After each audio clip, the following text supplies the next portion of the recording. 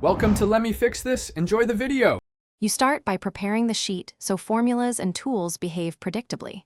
First, freeze the header row and format each column type. Dates and numbers must be recognized as such. Once done, use data remove duplicates and apply data validation where needed to prevent bad entries. Make sure column names are clear. Consistent headers let you build formulas and pivot tables fast. Now that your base is clean, you can apply Excel-style functions and layout without chasing format errors later. Now you replicate Excel workflows with Google Sheets functions.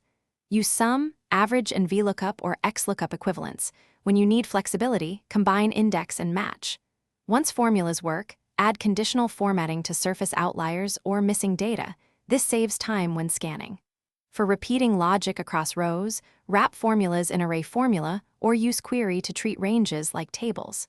Make named ranges for clarity. They make formulas easier to read and reduce mistakes when copying sheets or build. Finish by summarizing and securing your work. Create pivot tables and charts, then lock critical cells and set sharing permissions so collaborators don't break formulas. Once complete, use file version history to restore earlier states if needed.